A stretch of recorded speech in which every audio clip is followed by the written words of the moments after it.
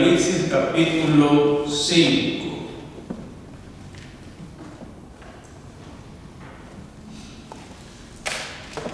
La palabra de nuestro Dios se lee de la siguiente manera. Y vi en la mano derecha del que estaba sentado en el trono un libro escrito por dentro y por fuera, sellado con 7 sellos. Y vi a un ángel fuerte que pregonaba a gran voz: ¿quién es digno de abrir el libro y desatar sus sellos?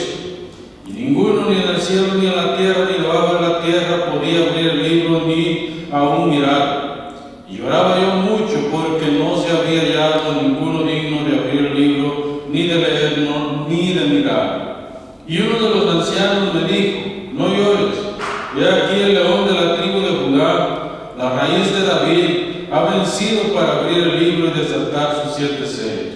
Y miré y vi que en medio del trono y los 4 seres vivientes, y en medio de los ancianos, estaba en pie un cordero como inmolado, que tenía 7 cuernos y 7 ojos, los cuales son los 7 espíritus de Dios enviados por toda la tierra. Y vino y tomó el libro de la mano de la derecha del que estaba sentado en el trono. Y cuando hubo tomado el libro, los 4 seres vivientes y los 24 ancianos se postraron delante del cordero.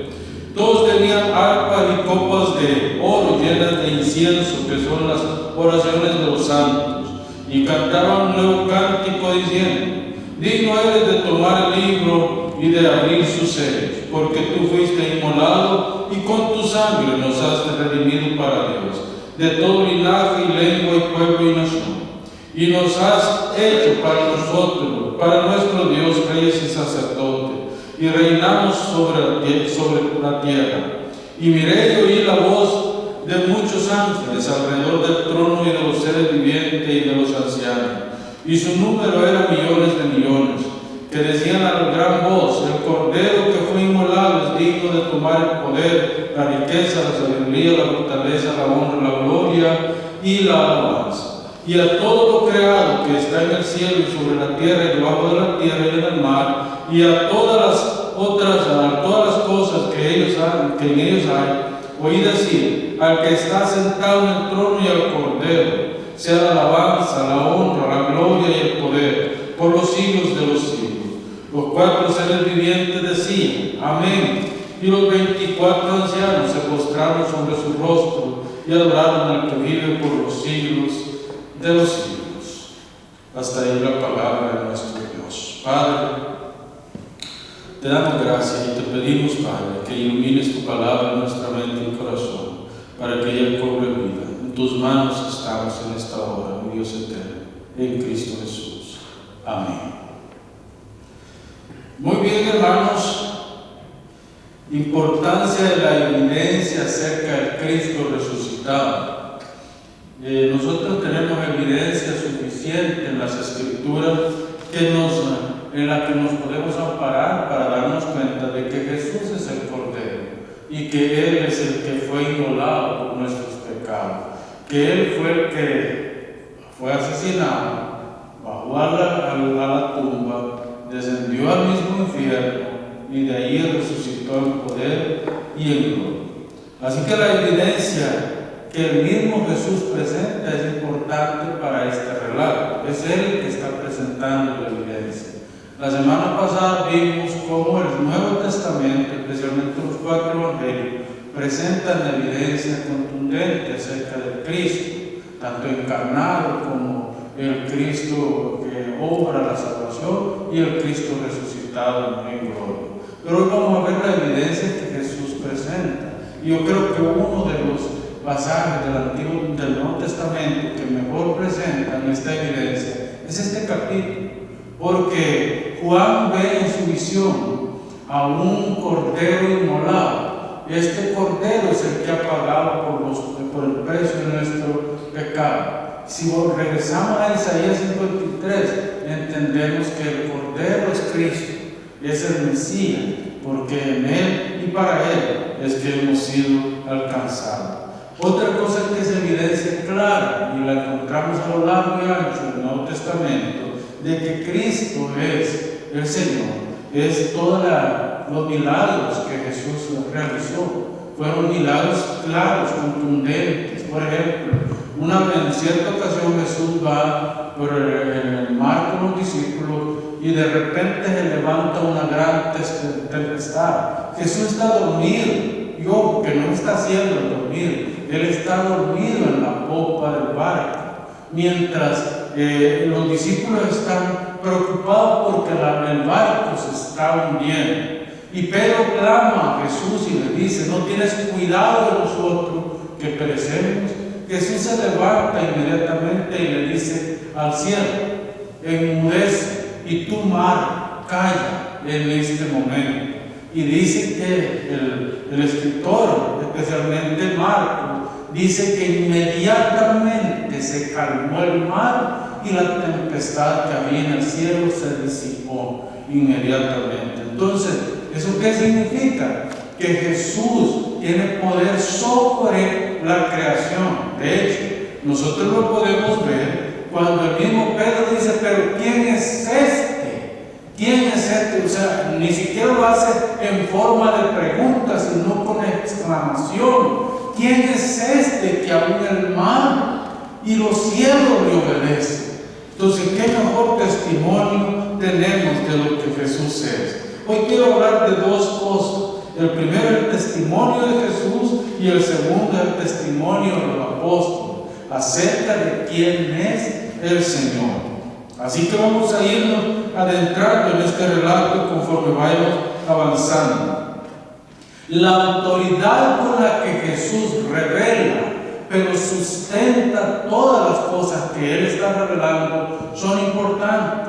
Él, antes de que suceda algo, Jesús está haciendo una profecía. Por ejemplo, 2 días antes de ser arrestado, Jesús está con los discípulos y Jesús les dice: muy pronto voy a ser quitado de entre ustedes. Muy pronto viene el que me va a entregar y voy a ser quitado de entre ustedes. Entonces Pedro se levanta nuevamente y le dice: Jesús, no. Y Jesús le dice: y todos ustedes van a ser esparcidos, como cuando el pastor es quitado y las ovejas se dispersan. Así va a pasar con ustedes. Y Pedro dice: Señor, si es posible, yo voy a ir a la muerte contigo. Si es necesario, yo voy a morir por tu causa. Y Jesús le dice: Pedro, yo te digo algo. Antes que el gallo cante una vez, tú me vas a haber negado 3 veces.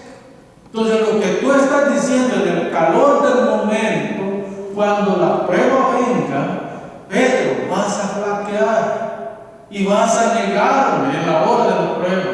Y entonces Pedro dice: no, Señor, yo estoy seguro de lo que te digo. Y ojo, que Pedro estaba seguro en ese momento de lo que estaba diciendo.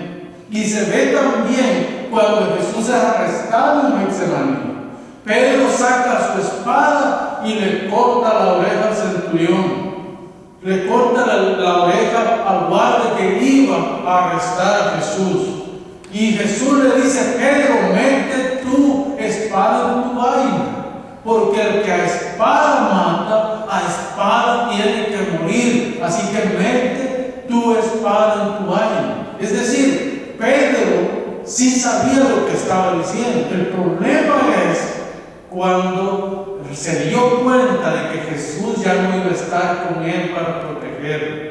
Entonces Pedro cae en cuenta y dice: si a este lo han arrestado y ya no va a estar aquí para mí y para estos discípulos, la cosa se pone seria. Y le dicen como a las 2 de la madrugada: Pedro, yo te vi en el huerto, ahí estabas tú. Y Pedro dice: no, yo no estuve ahí, yo no.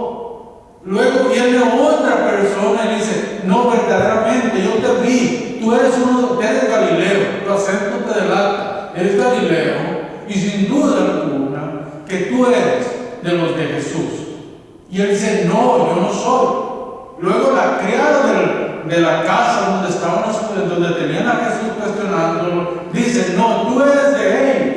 Y Pedro dice que lo niega con maldición, ¿sí?, al Señor. En ese momento Jesús sale con los guardias y queda viendo a Pedro cara a cara. Y Pedro en ese momento se recuerda las palabras de Jesús 2 días antes. Le había dicho: no, antes de que el gallo cante una vez, tú me habías negado 3 veces. Y en ese momento, justo cuando Jesús sale del lugar de interrogación al patio y Pedro está calentándose, entre lo que está calentando, Jesús lo queda viendo y el gallo canta y Pedro se recuerda de la profecía de Jesús y llora amargamente. En ese momento Pedro regresa a Galilea, a su oficio. Según Pedro se acabó, ya no hay nada más que hacer. Pedro se va de regreso a su oficio. Y es ahí donde Jesús, después ya resucitado, va y busca a Pedro. Y así como en la primera vez Jesús le ha dicho que le va a negar, hoy Jesús viene para restaurar a Pedro. Y le dice la primera vez: Pedro, ¿me amas? Y Pedro dice: sí, Señor, yo te amo. Recuérdense que para esta fecha Jesús está resucitado ya. Luego le dice otra vez: Pedro, ¿de verdad me amas? Y Pedro responde: sí, Señor, yo te amo. Apacienta mis corderos. Una tercera vez, y ojo que en el griego la terminología que se usa es importante, porque las primeras 2 veces utiliza el verbo fileo. O sea, me amas como a un hermano, me amas a estos como a un hermano. Pero en la tercera ocasión utiliza el verbo agapao, que este es el amor incondicional. Pedro no puede responder positivamente, sino que Pedro le dice: Señor, tú lo conoces todo. ¿Qué te puedo decir yo? Si tú conoces mi corazón, conoces mi pensamiento, conoces quién soy yo lo único que puedo hacer es depositarlo en tus manos. Y haz lo que quieras hacer conmigo. Al final, tu honra, la que importa en todo eso. Y Jesús le dice: únete a tus hermanos, porque una gran obra va a comenzar. Y es así como el día de Pentecostés, 50 días después de la resurrección del Señor, se da el gran milagro de la venida del Espíritu Santo. Y Pedro es el que se pone en pie y predica el primer gran sermón, donde 3,000 personas recibieron a Cristo ese día. Y luego, en un segundo sermón, 2,000 personas más. Así que en menos de un año, la iglesia había crecido a 5,000 miembros en Jerusalén. ¿Usted sabe lo que eso significa? Eso es algo grande, un testimonio vivo de que el Evangelio es poder de Dios, de que Cristo es el Señor de la iglesia. Así que, hermanos, Cristo mismo testifica categóricamente de quién es Él, en su humillación y en su exaltación. En su humillación, Cristo viene como humano. La peor humillación que el Señor sufrió fue haberse vuelto hombre. El hecho de tomar un cuerpo humano lo humilló, dice Pablo en Filipenses capítulo 2, lo humilló a lo sumo. ¿Por qué? Porque nosotros somos hombres pecadores, falibles, y un Dios infalible y que no conoce pecado se volvió pecado por nosotros para librarnos del pecado. Entonces, hermano, Jesús está revelado, recuerden esto. Jesús está revelado en toda la Biblia, desde Génesis hasta Apocalipsis. Solamente se habla del Hijo de Dios como el Mesías, el Señor que ha de venir. Entonces, el Nuevo Testamento es la confirmación de lo que era el Antiguo Testamento. Así que cuando vamos a las Escrituras del Nuevo Testamento, podemos ver a Jesús histórico sufriendo por causa del pueblo de Dios. Un pueblo que no merecía más que la muerte, mas Cristo por amor lo ha hecho. Yo quiero detenerme solamente para 4 evangelios para decirles a ustedes cómo es que los evangelios están distribuidos. Primero tenemos el evangelio de Marcos. Yo le he explicado la semana pasada que el evangelio de Marcos es Juan Marcos, el hijo de María, la mujer que le prestó el aposento alto a Jesús para que comiera la última cena. Esa mujer parece que era muy acaudalada y ella ayudaba financieramente al Señor con otra mujer llamada Juan y otras mujeres que le servían al Señor. Entonces, en esta ocasión, Juan Marcos es el hijo de esta mujer y Juan Marcos es primo hermano de Pablo y de Bernabé. Entonces, estaban en una familia de misioneros. Entonces, Juan Marcos está en Roma con Pedro. Cuando Pedro pastorea la iglesia de Roma, Juan Marcos está ahí con Pedro. Y él hace una compilación de todos los mensajes de Pedro. El griego de Pedro no era muy bueno, era como el inglés mío, ¿verdad? Todo al revés. Pedro hablaba griego, entonces él predicaba en griego y a como podía, pues Juan Marcos le ayudaba para hacer los transcritos en griego y al final él redactó el primer evangelio. Casi todos los eruditos bíblicos están de acuerdo que el primer evangelio en haber sido redactado es el de Marcos y que Mateo tomó de Marcos y posiblemente Lucas.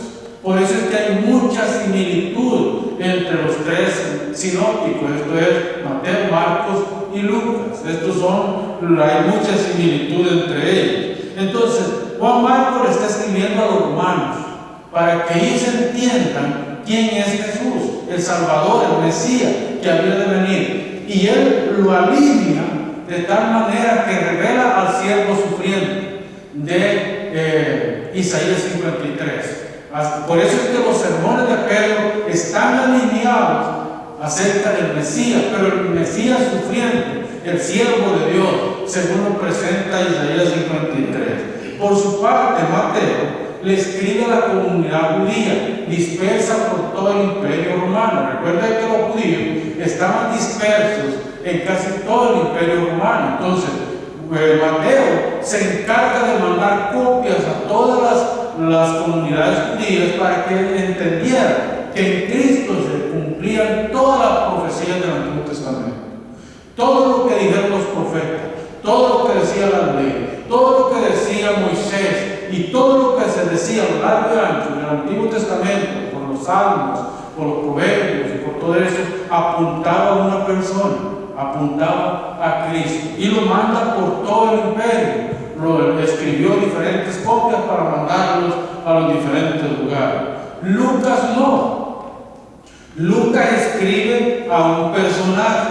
Es muy posible que Teófilo haya sido un médico también o un científico de la época de Lucas. Recordemos que Lucas, según Colosenses, Lucas era médico de profesión. Entonces, Lucas le escribe a Teófilo, aunque hay eruditos que piensan que Lucas le escribe a un grupo de iglesias y utilizó el seudónimo de Teófilo porque la persecución era muy cruel en ese entonces, para proteger la identidad de las iglesias. Si ustedes me preguntan a mí, yo como persona, como pastor, creo que Teófilo es una persona y se lo manda porque le cuenta cosas muy personales.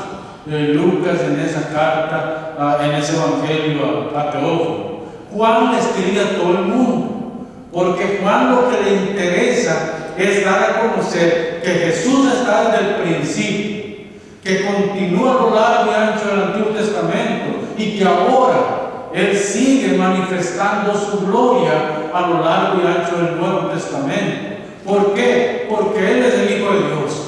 Por eso es que el Hijo de Dios encarnado tiene poder. Y nosotros encontramos por el verso 14 del capítulo 1 de Juan, donde dice: y este verbo se hizo carne y habitó entre nosotros y vimos su gloria como la del unigénito del Padre. Así el relato bíblico se va extendiendo con mucha más claridad. Además, Juan utiliza una terminología teológica muy importante y él habla de que Jesús es la puerta de que Jesús es el camino, de que Jesús es la vida, de que Jesús es el pastor. Entonces, todos estos términos que utiliza Juan quieren dar a ver que todo lo que se simbolizaba en el Antiguo Testamento, cuando dice que Él es la puerta, Juan está pensando en el tabernáculo.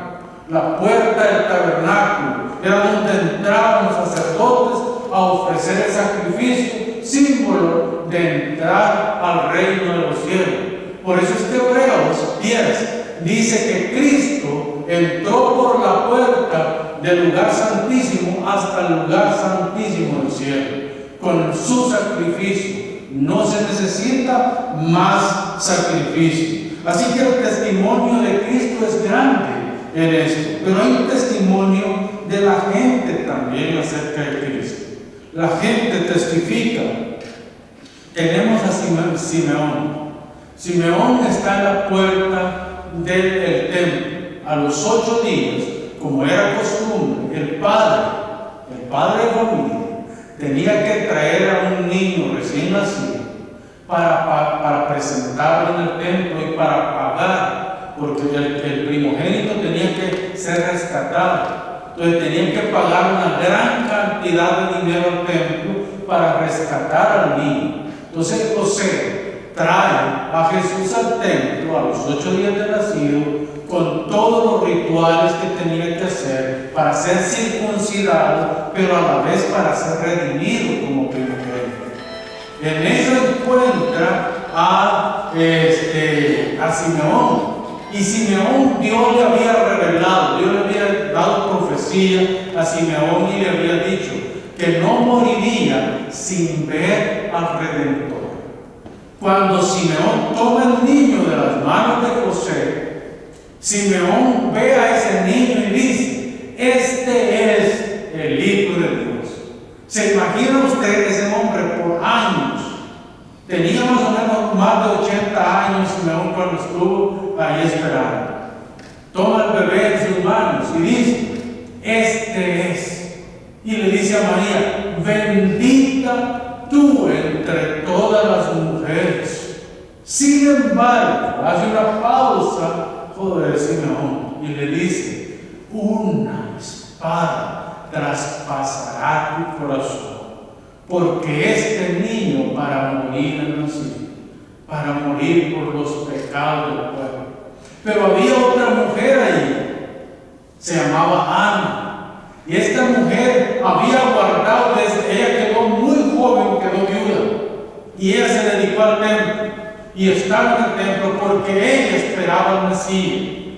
Cuando escucha de Simeón las palabras que Simeón pronuncia, dice que esta mujer sale por las calles de Jerusalén anunciando y diciendo: el Hijo de Dios ha nacido y ha sido presentado en el templo como Hijo de Dios. Hermanos, esta es evidencia clara de que Jesús es Dios hombre. Él es el Hijo de Dios, que nació para dar su vida por nuestros pecados. Así que yo les dejo que lean ahí en el capítulo 2, verso 25 al 35 de Lucas, y se van a dar cuenta cómo está narrado ahí todo lo que está sucediendo. Y luego del 36 al 38, cuando Jesús tenía 12 años, nuevamente se aparece. Desde los 8 días hasta los 12 años, la Biblia no dice nada de la vida de Jesús, absolutamente nada. Pero a los 12 años, como era costumbre de los judíos, descendían de la parte más alta de Israel a Jerusalén. Eran aproximadamente como unos 100 kilómetros que tenían que caminar para bajar a Jerusalén para adorar. Jesús viene con ellos, con los padres, con José y María. Pero Jesús se queda en el templo. Y dicen que se queda discutiendo por 3 días. Estuvo discutiendo con los doctores de la ley. Y estaban atónitos. De hecho, los maestros de Israel, los doctores de la ley, la gente electa letra del templo, estaban sorprendidos de la sabiduría, del conocimiento, de la habilidad de oratoria que tenía aquel niño de 12 años. Y dice que a los 3 días lo encontraron sus padres. Y le dice María a Jesús: ¿por qué nos has hecho esto? ¿Por qué te quedaste aquí? Para entender un poquito el contexto, déjenme ir atrás un poquito. Los hombres y las mujeres salían de adorar por separados. Las mujeres iban y antes de entrar a las ciudades se reunían en un punto que ya estaba determinado. Ahí se reunían las parejas para entrar a la ciudad como esposos. Entonces José y María por casi 2 días no supieron de Jesús hasta que llegaron al punto donde se iban a encontrar. Y de ahí María pensaba que Jesús iba con José y José pensaba que Jesús iba con María. Entonces, cuando llegaron a ese lugar, se dieron cuenta de que el niño se les había quedado perdido. Les sabe la desesperación de una madre al saber que un hijo se había quedado perdido. Regresaron a Jerusalén y encontraron a Jesús. Yo me imagino que los sentimientos de María estaban encontrados. Hemos encontrado a nuestro hijo, pero a la vez enojado. ¿Por qué se quedó? Le reclama a Jesús y Jesús le dice: hermano, ¿no sabes que en los negocios de mi Padre es necesario que yo esté? Yo he nacido para esto. Yo no nací para complacerte a ti ni para complacer a mi Padre terrenal. Yo he nacido para complacer a mi Padre que está en los cielos. Y dice que María guardaba todas estas cosas en su corazón, así como había guardado las palabras de Simeón, que le había dicho: este es el Cristo, este es el Mesías que esperamos, y una espada traspasará tu corazón, y tú vas a ver cómo matan a tu hijo por los pecados del pueblo. Solo que le estaba diciendo Simeón. Hoy María le está escuchando a su hijo decir: ¿acaso no sabes que para esto he nacido yo? Y en los negocios de mi Padre me conviene estar. Entonces María guardaba estas cosas en su corazón, porque la hora todavía no había llegado, ¿verdad? Aquí está el hombre, dice Pilato, ¿verdad? Recuérdense que Pilato es la máxima autoridad en Jerusalén y en toda Judea. Él era como un virrey en toda esa zona. Ni Herodes tenía la misma autoridad que tenía Pilato, porque todos los que estaban en la provincia estaban bajo el mando de Pilato. Y Pilato pronuncia unas palabras muy importantes, hermano. Él dice: yo no encuentro nada digno de muerte para este hombre. Este hombre para mí es inocente de las cosas que usted le acusa. Así que yo lo voy a castigar y luego lo suelto. ¿Sí? Lo voy a golpear, lo voy a paliar, como usted quiera llamar, y luego lo voy a soltar. Pero los judíos hicieron toda una maraña para poder alazar, llamándolo así, a Pilato políticamente, y Pilato cayó en la trampa de ellos. Por eso es que dice: he aquí el hombre, Pilato, y he aquí Barrabás. ¿A quién le suena? ¿A Barrabás, que es un criminal, o a este que dice ser el rey de los judíos? ¿A quién le suena? Y la turba entera pidió a Barrabás. ¿Qué hago de este entonces? Dice Pilato. Recuérdense que estamos hablando de la máxima autoridad de la época en esa zona. Y ellos dijeron: crucifícale, crucifícale. Es así como el Señor va a la cruz. Así que tanto Lucas como también Juan testifican, dan testimonio de que Jesús es el Cristo, de que fue entregado por asuntos políticos en las manos de los romanos para que lo mataran. Jesús fue entregado, según los judíos, por cuestiones religiosas religiosas y políticas, pero en el plan soberano de Dios, en el plan de Dios, Jesús tenía que morir por los pecados del pueblo. Ahora vamos a ver un poco, hermano, acerca del testimonio de los apóstoles. Quien más escribe acerca de Jesús es Pablo. Pablo es increíble, 13 cartas, y son cartas cristológicas, son cartas que hablan de quién es Jesús y lo que vino a hacer por nosotros. Así que Pablo, en Efesios capítulo 1, versos 3 al 7, Pablo está testificando algo glorioso. Nosotros, veamos lo que dice Efesios capítulo 1, versos 3 al 7, dice: bendito sea Dios y Padre de nuestro Señor Jesucristo, que nos bendijo con toda bendición espiritual en lugares celestiales en Cristo, según nos escogió ya antes de la fundación del mundo, para que fuésemos santos y sin mancha ante Él, en amor, habiéndonos predestinado para ser adoptados hijos suyos por medio de Jesucristo, según el puro afecto de su voluntad, para la alabanza de la gloria de su gracia, con la cual nos hizo acepto en el amado, en quien tenemos redención por su sangre, el perdón de pecado, según las riquezas de su gracia. Es decir, en Él, el Padre, nos escogió, es decir, nos eligió, hijos suyos.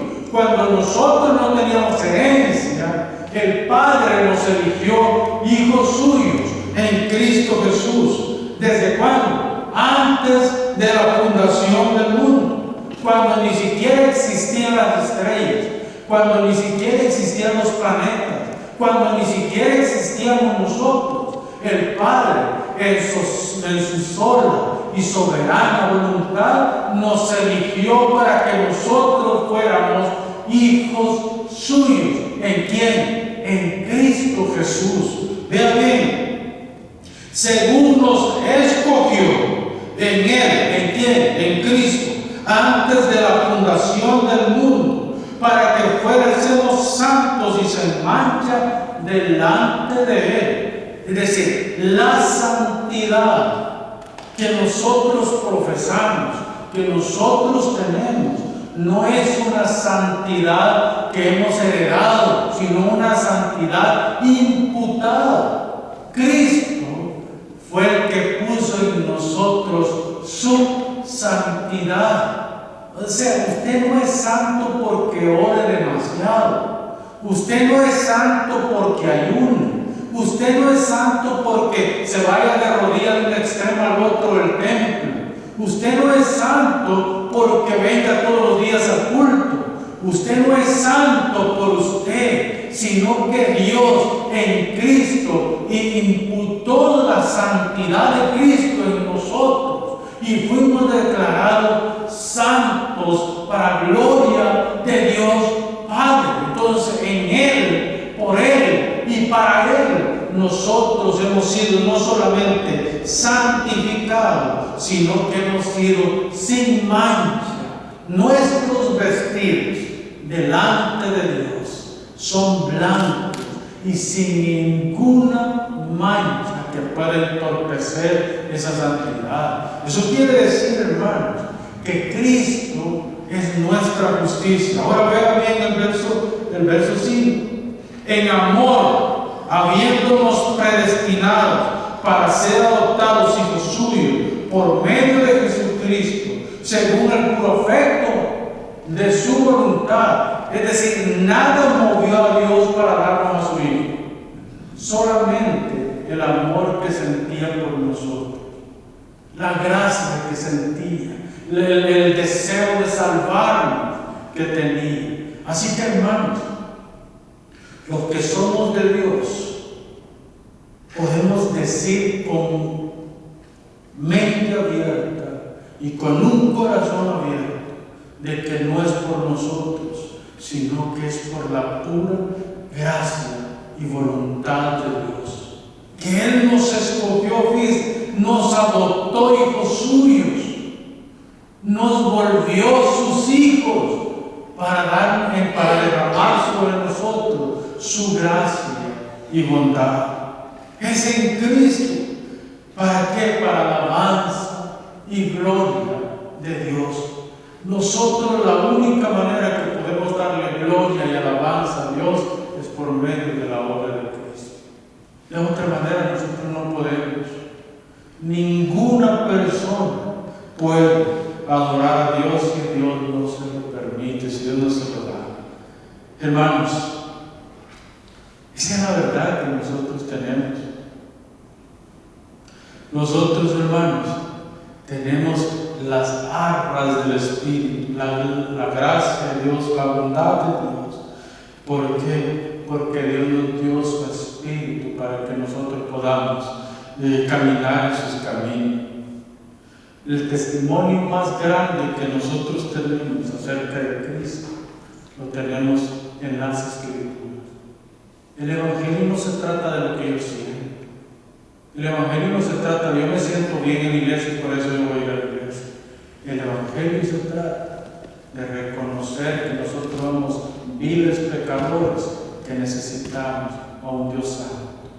El Evangelio se trata de que Cristo nos ha abrazado como hijos suyos y nos ha llamado a la vida de su amado Hijo Jesucristo. El Evangelio se trata de que nosotros vengamos a Él. Entonces hay una realidad confirmada en la doctrina de Cristo. Al pensar en el mensaje que compartieron los apóstoles, podemos estar seguros de que Jesús es el Evangelio. Él es el Evangelio encarnado, la palabra hecha carne. Los escritores del Nuevo Testamento posiblemente ni siquiera se imaginaron que sus escritos iban a pasar a ser parte del canon sagrado. Yo me imagino que los escritores del Nuevo Testamento ni siquiera sospecharon. Ellos escribieron los libros que escribieron, las cartas que escribieron, los documentos que escribieron para ayudar a la iglesia a entender la doctrina. Y terminó siendo parte de la Biblia que hoy tenemos nosotros. Ellos dan testimonio, los apóstoles dieron testimonio con su pluma, pero también dieron testimonio con su vida. Encarcelamiento. A Pablo lo apalearon 3 veces. Que saben que los basureros en la ciudad antigua estaban siempre a las afueras de la ciudad. Y a Pablo en 3 ocasiones lo dejaron en el basurero por muerto. No lo dejaron allí por gusto. Después de que le daban grandes palizas adentro de la ciudad mientras él predicaba, después lo sacaban y lo dejaban botado en el basurero. Pero Pablo de ahí se levantaba, Dios lo levantaba. Yo no sé cuántas veces Dios resucitó a Pablo después de esas palizas que le pegaba. Pero Pablo de ahí se levantaba y entraba a la ciudad y seguía predicando el Evangelio. A veces yo me puedo pensar, hermano, ¿qué pasaría si ahorita entrara un grupo de personas armadas por esa puerta y le pusieran una pistola en la cabeza y le dijeran, niega a Cristo o te pegamos un balazo en la cabeza? ¿Qué hiciera? Contéstese usted solo. O que le pusieran a su hijo, o niegas a Cristo y su hijo, o tu hijo se muere. ¿Qué hiciera? Bueno, ahí se va a ver si es que su corazón lo ocupa a Cristo o lo ocupa a su hijo. La señora Felicidad le mataron 7 hijos. 7. Y uno por día. Y ella y la sacaban a ella a ver por una ventanita. Y desde allí le gritaban, no nieguen a Cristo. No nieguen a Cristo, que el sufrimiento es momentáneo, pero la dicha eterna en nuestro Señor es para siempre. No lo nieguen. Hasta que llegó el turno de la señora Felicia. Y el verdugo dice, ¿pero qué le pasa a esta mujer? ¿Esta mujer está loca o qué? Y le dice a la señora, ¿cómo puede ser que tus 7 hijos han muerto y tú no has negado tu fe? ¿Qué es más poderoso que eso? Y ella dice, es que mi Redentor me está esperando. Y yo voy con mi Señor y mis hijos solamente se levantaron.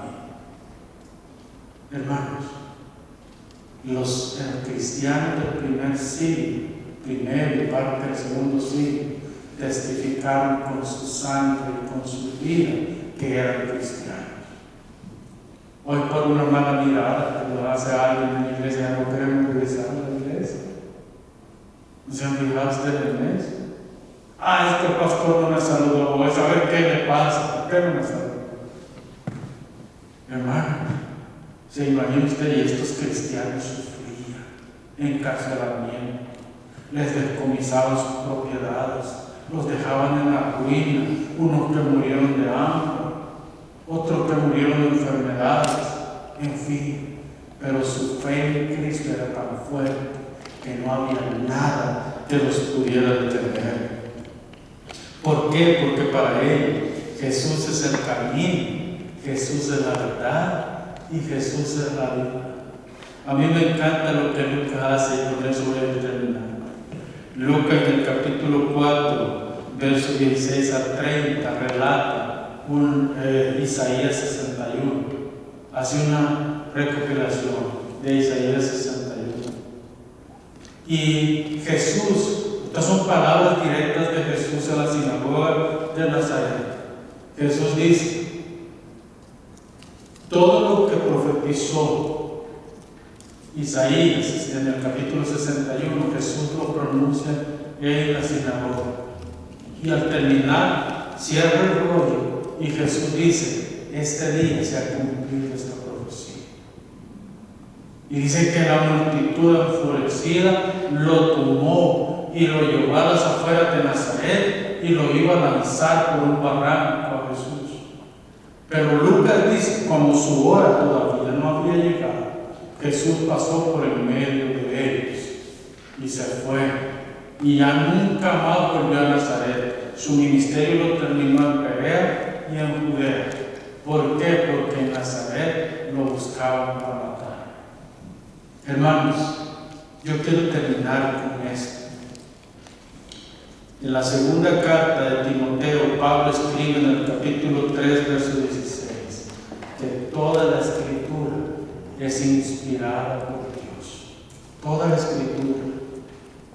No importa lo que digan los teólogos liberales, de que hay partes de la Biblia que no son inspiradas, de que son contextos, de que no son historias, de que son alegorías. No importa lo que digan los teólogos liberales. Pablo dice que toda la escritura es inspirada por Dios. Así que toda la Biblia habla del Jesús histórico, del Cristo que vino a dar su vida por nosotros, del Evangelio vino del cielo en el Hijo para reconciliar a todos los hombres con el Padre, y en Él nosotros debemos entrar al cielo para la gloria y honra de Dios. Amén.